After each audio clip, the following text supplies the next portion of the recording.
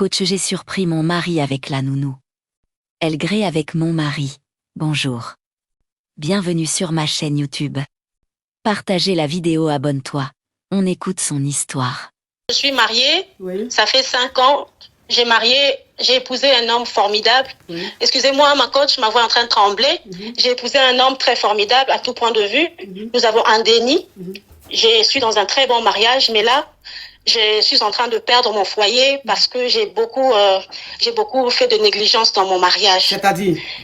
Je travaille, je suis tout le temps en déplacement et à chaque fois, mon mari n'arrêtait pas de me faire de remarques. En fait, mon travail n'est pas un travail assez compliqué, mais c'est un travail qui me pousse assez à me À déplacer. beaucoup voyager. Voilà. Et Quand tu voyages comme ça, tu mets combien de temps?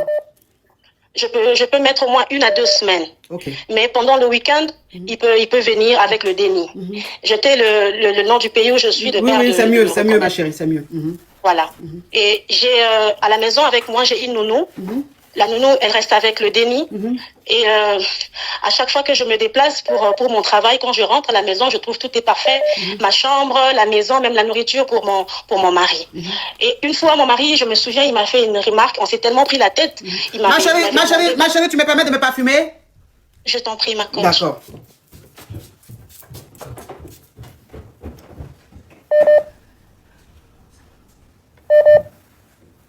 Posture de chez Skin Technology by Latania.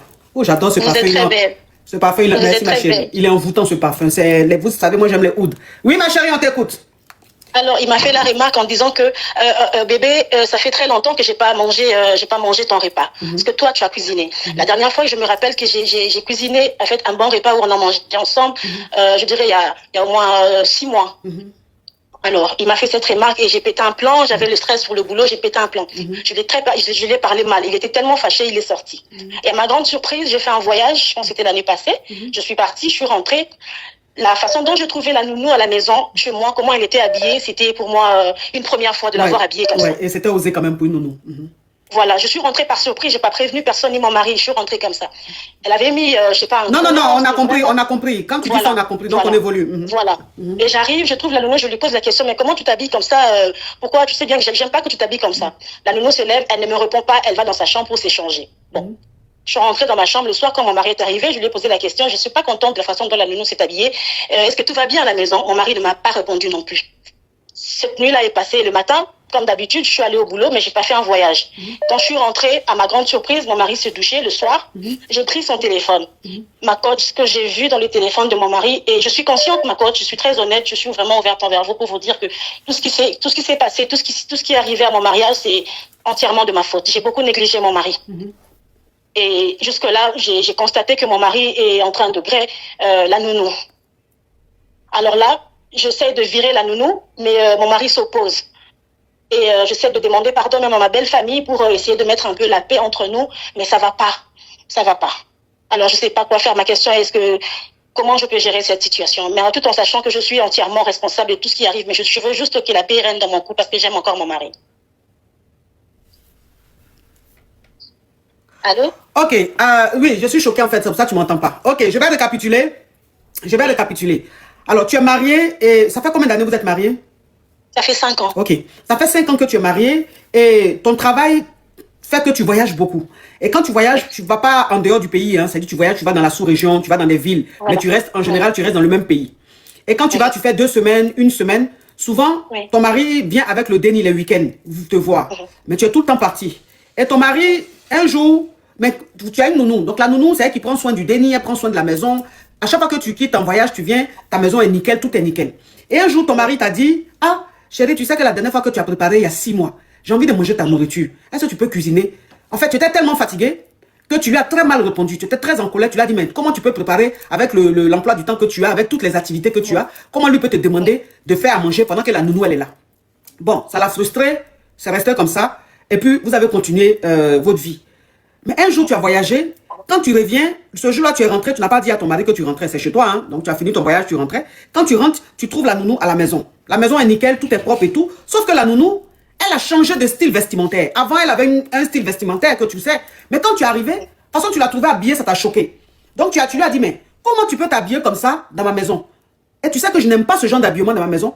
Elle t'a pas répondu, rien du tout. En fait, elle t'a un peu nargué et elle allait dans sa chambre. Elle a changé de vêtements, elle a porté une tenue que tu préférais. Et elle est venue.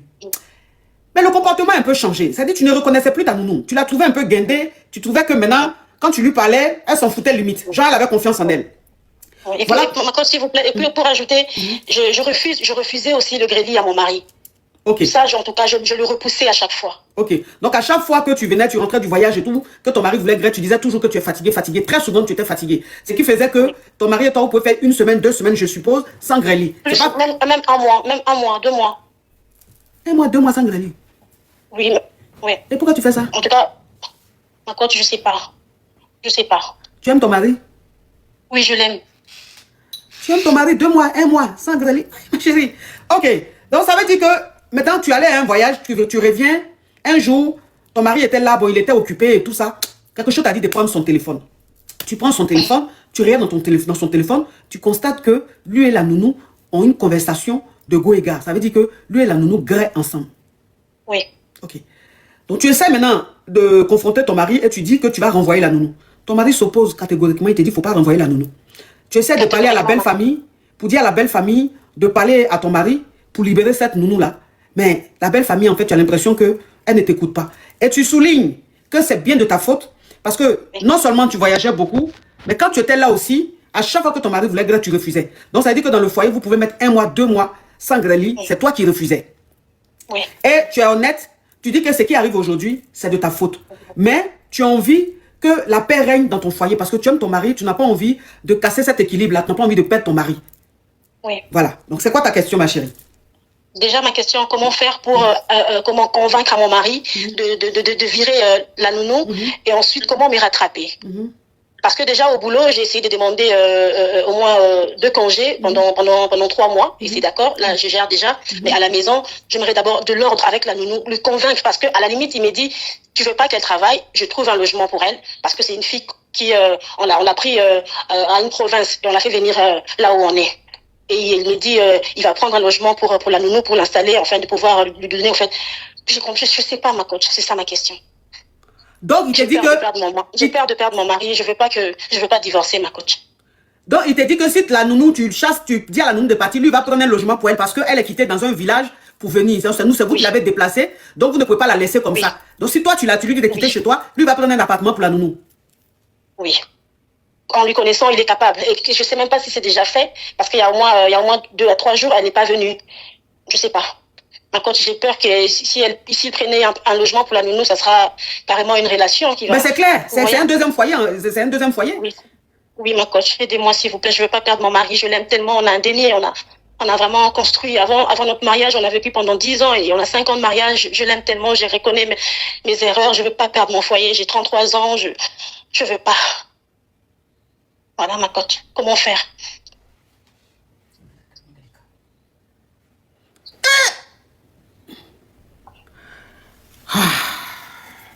Et il veut même plus le griller. Mais tu as refusé. Oui, mais ma chérie. Il est occupé. Oui, mais ma chérie, pendant longtemps, il voulait le griller, tu as refusé. Tu l'as poussé maintenant à goûter à une autre nourriture et la nourriture est meilleure.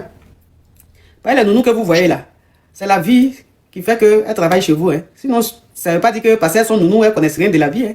C'est nounou qui fait qu'elles sont là comme ça. Mais quand on dit que côté greli là, elles sont même dans les pentes même que vous-même vous n'imaginez pas.